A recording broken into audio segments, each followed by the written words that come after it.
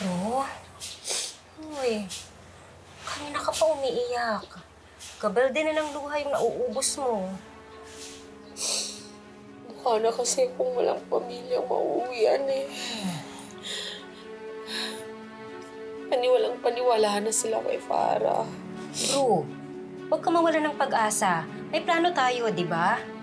Kailangan lang natin malaman kung paano nalaman ni Mamita yung pag-switch ninyo ni Farah. Yun ang magiging lead natin.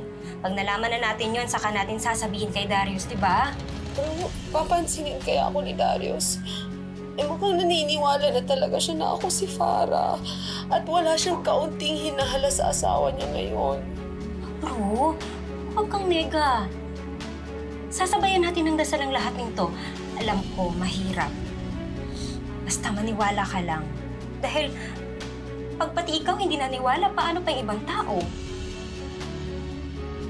Bro, tandaan mo, never nanalo ang kasamaan. May hangganan din ang kalokohan ni Farah. Mabubuko din yan.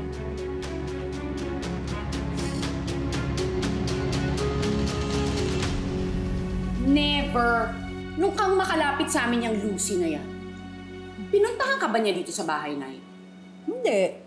Paano naman niya ako mapupuntahan dito? Di ba lumipat na nga ako ng bahay? Ang alam niya yung luma. Hindi natin alam. Desperado na yan si Lucy. Marami na siyang pwedeng gawin. Tsaka, bakit pa niya ako pupuntahan para ke?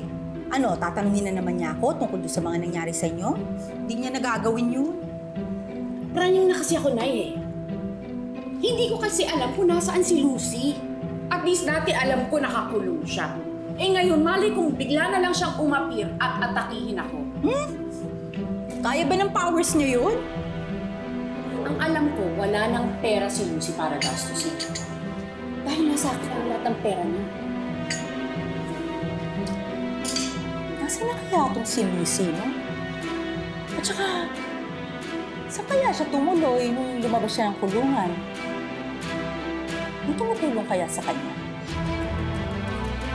Sino naman?